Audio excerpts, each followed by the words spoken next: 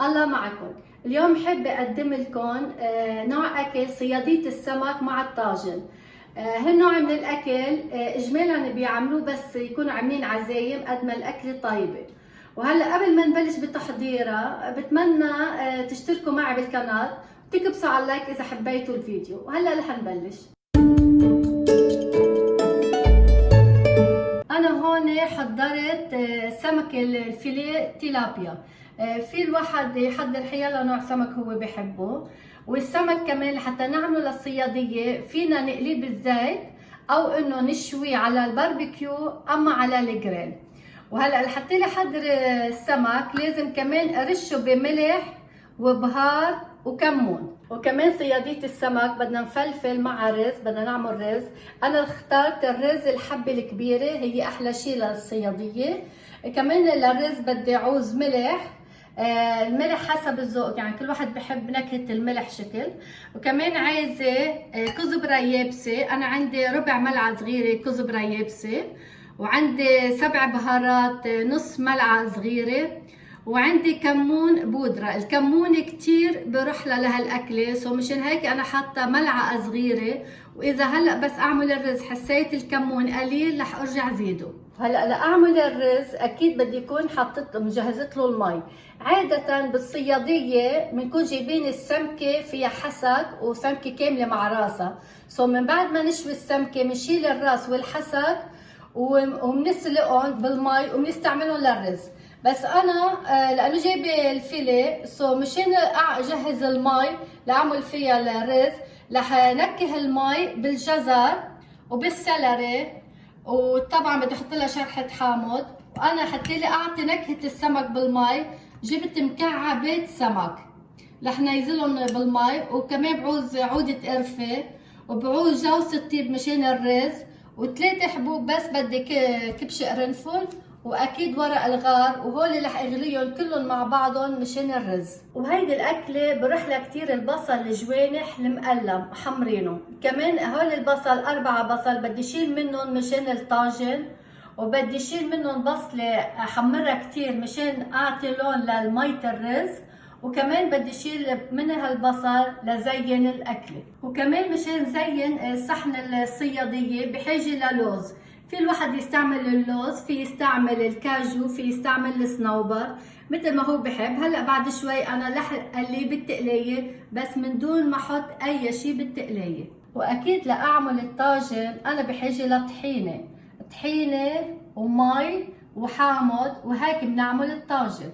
وانا هيدا عندي السمك هلا بدي احط له الملح والبهار والكمون الناعم لحتى لي انا بدي اعمله على الجريل. بخلطهم ببعضهم هيك وبلش رش على السمك.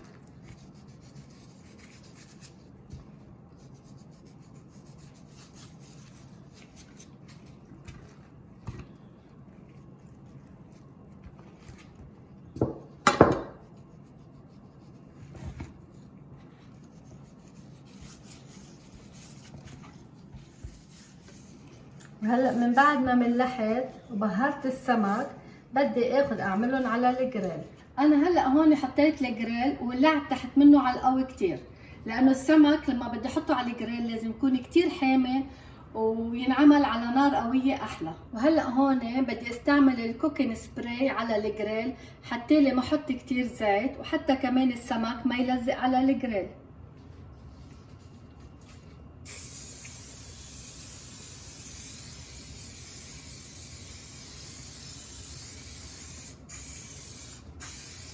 وهلا لما حمي عندي الجريل بدي احط السمك.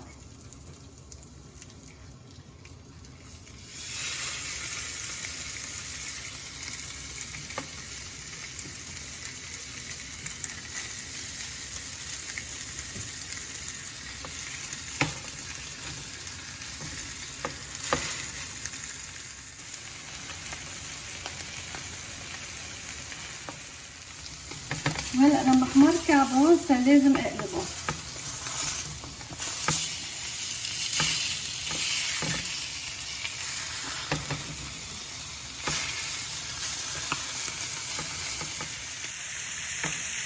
وهلا بدي انزل. انا هلا شلت شقفتين سمك صاروا يعني انطبخوا، صاروا جاهزين، حطيتهم بالجاز على جنب، وبعد في عندي شوي عم بقلبهم. هلا هيدي صارت جاهزه، بشيلها وبحطها على الجاز لوحدها لكن عملنا الرز. هلا هي عندي سمك عم بفرفت شوي لاني انا ما لتيته بطحين، ما بدي ادخل كثير طحين وكثير زيوت لانه قلية البصل رح يكون فيها زيت كفو يعني مشان الصحة مش اكثر. وهلا صار ترم حمص اللوز. انا بالتقليه مش رح احط شي زيت لانه مثل ما قلت لكم انه البصل الجوانح رح يكون كفو ليشرب زيت. هلا حطيت التقليه على نار قويه لحتى لي تحمى، وبعدين بحطها على الوسط لحتى لي حمص اللوزات. هلا اللي ما بيحب لوز في يحط صنوبر او كاجو يحمصهم، اختياري. وهلا خلصت تحميص اللوز وبدي بلش بفرم البصل.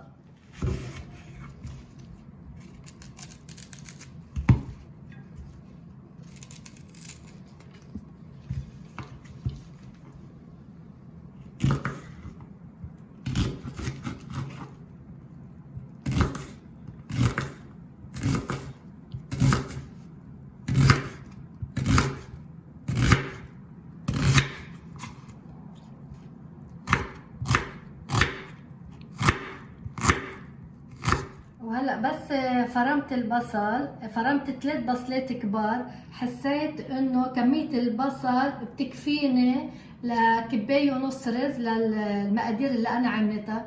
بقي عندي بصلة ما بأثر. هلا بحطها بكيس نايلون بلفها وبحطها بالبراد بستعملها لغرشي. هلا انا بس فرمت البصل وخلصت، بس قبل ما بلش بقلي البصل بدي ظبط مية الرز يلي بدي فلفل فيها. بحط هولي اللي محضرتهم، وهلا بحط مقدار 3 كبايات مي، وبدي احط المكعبات تبع السمك.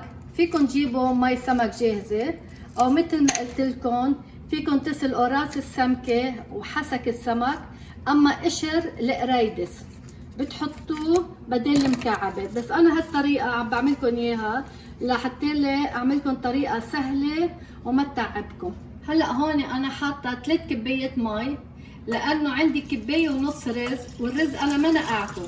للكبايه ونص رز بعوز حوالي 3 كبايات مي تقريبا. هلا بحط على نار قويه لحتى لي يغلوا، وبدي هول يغلوا مزبوط. هلا رح نبلش بقلي البصل. انا عندي هون زيت نباتي، رح احط لها ربع زيت نباتي، ورح احط زيت زيتون نصها تقريبا، نصها زيت زيتون. هلا بنطر ليحمى مزبوط وبنيزل البصل على الزيت. هلا انا ناطره الزيت ليحمى، بدي اشوف اذا حمي بنيزل بصله، اذا سمعت صوت الزيت بنيزل، او اذا حسيت في بالونات حول البصله معناتها الزيت حمي بنيزل البصل مثل هلا.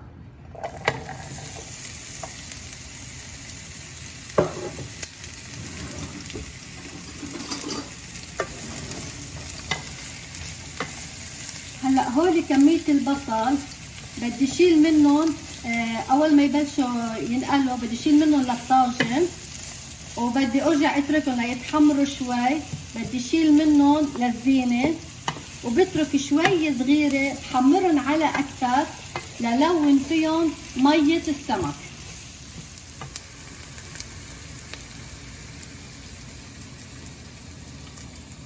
وهلا هون بهالمرحله لما دبل عندي كثير البصل وقبل ما يبلش يتحمر لازم شيل شوي مشان الطاجن. انا عم بعلمكم الطريقه السهله. هولي هلا بدي اعمل فيهم الطاجن، لحطهم على جنب وبكفي بتحمير هول البصل لحتى يشيل منه لزين صياديه بالاخر.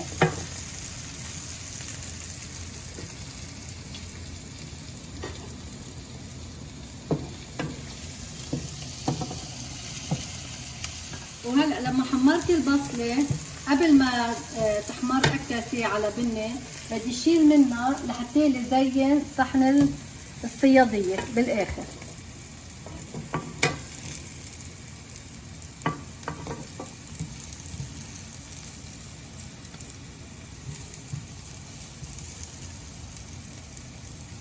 وهلا بدي اخلي شوي بحمرهم كتير، وبدي احطهم هول البقيو فوق مية الرز، لانه انا بدي مية الرز لونها بني، ولحتى لي يجيب هيدا اللون هيدا لازم حمص كتير البصل.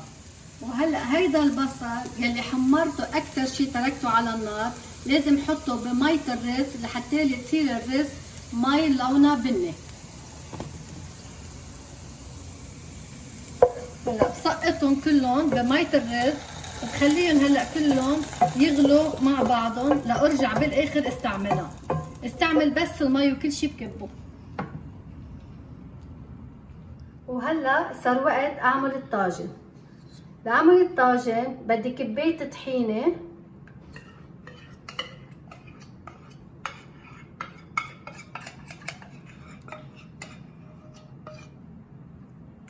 وبدي رخي الطحينة بالمي، بحط شوي هون حتى يشيل كل الطحينة اللي بقيوا.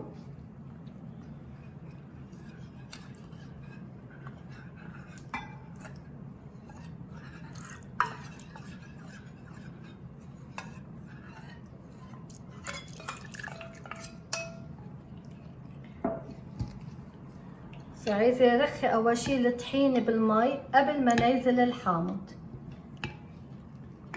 انا عندي كباية مي. هلا كباية المي مش لحطها كلها، بقي عندي شوية مي لحطهم فوق البصلة يلي حطيتهم بالطنجرة، وولي على النار تحت منهم ليبلشوا يسخنوا، وسقط صلصة الطحينة على البصلة يعني الطاجن. واكيد بدي احط لهم رشة ملح. الملح ذوق قد ما هو الواحد بحب. هلا انا بعدين بدي ذوقهم، زيدها بعد شوي. بحركها منيح.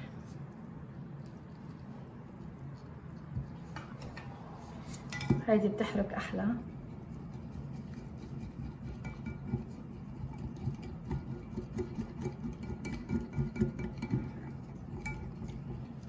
وهلا بحط نص كباية عصير الحامض. انا عصرت الحامض وجهزته نص كباية، يعني المقادير لكل كباية طحينة كباية مي، رشة ملح، ونص كباية عصير حامض طبيعي. وهلا ولعت تحت الطنجرة على درجة الحرارة وسط، وهول المي اللي كانوا مشان اعمل الطاجن خليت شوي لحطهم على البصلة وسخن البصلة قبل ما نازل صلصة الطحينة عليها. هيدي البصلة يلي انا حمرتها بس خليتها على ابيض. هلا سخنت عندي البصلة، رح نزل الطحينة الصوص اللي هي الطاجن.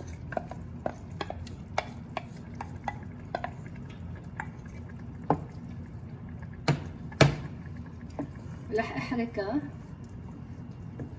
وهلا بخفف النار على الوسط او اقل شوي، ما بيسوى تكون النار قوية تحتهم، الطحينة قوي ما بيحترق.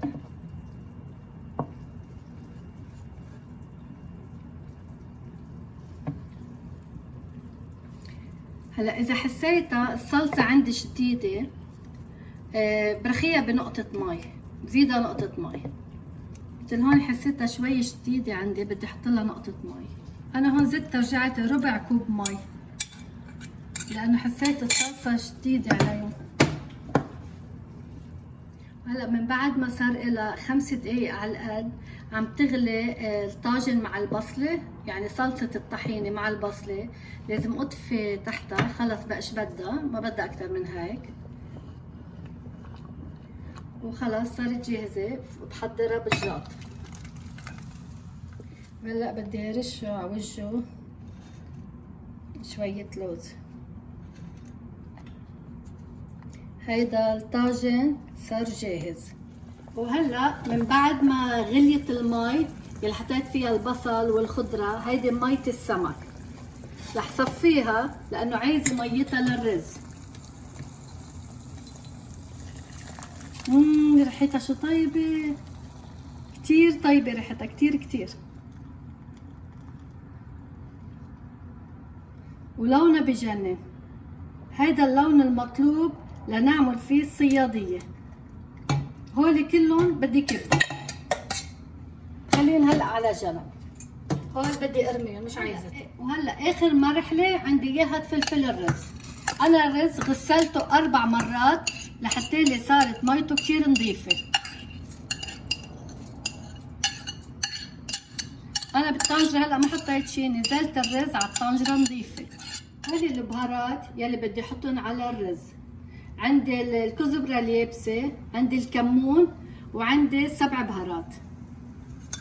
المقادير كلها لحطها باسفل الفيديو، كل شيء حيكون مكتوب بالعربي وبالانجليزي. هلا لحط كمان رشه الملح، وبعدين بدوق اذا بدي ملح بزيد.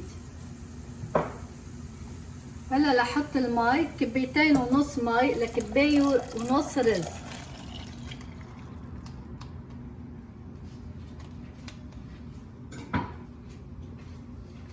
هلا بحركهم، وانا حاطه الطنجره على النار القويه لحتى لي تغلي عند المي، مع انه المي سخنه هلا بعدني طافيه تحتها.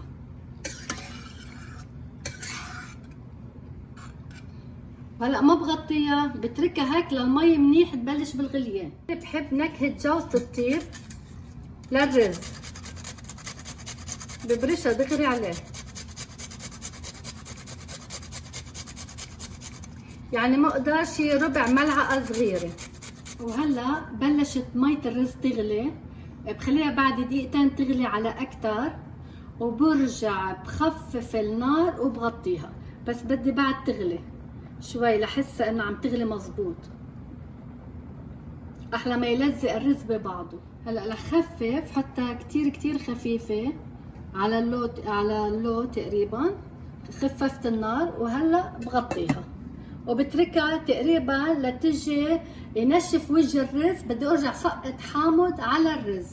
وهلا لما قرب ينشف عند الرز مثل ما شايفين بلش يبين الثقوب تبع الرز، لازم نازل نص حامضه. انا عصرت نص حامضه نازلها على وجه الرز هيك، وبرجع بغطيها لتنشف هلا منيح وبطفي تحتها.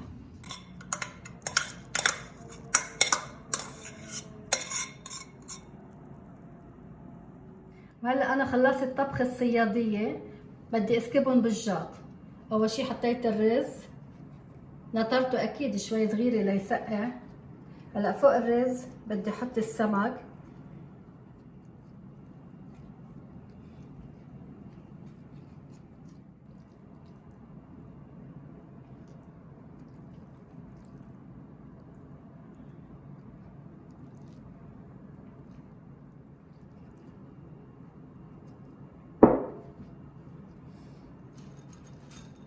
هلا بدي احط عليهم اللوز. هلا بنزينها بشقف الحامض. هلا بزينها شوية بقدونس. دايما الخضار بيعطي للاكل منظر حلو. بما انها سمكة بنجرب نعملها موديل غير شكل. وهيك بنقدم صيادية السمك مع الطاجن حد منا، والواحد بيسكب بصحنه وبحط طاجن قد ما هو بحب. وهيدي كانت وصفتي لكم لليوم، بتمنى تكون نالت اعجابكم وجربوها، والف صحتين.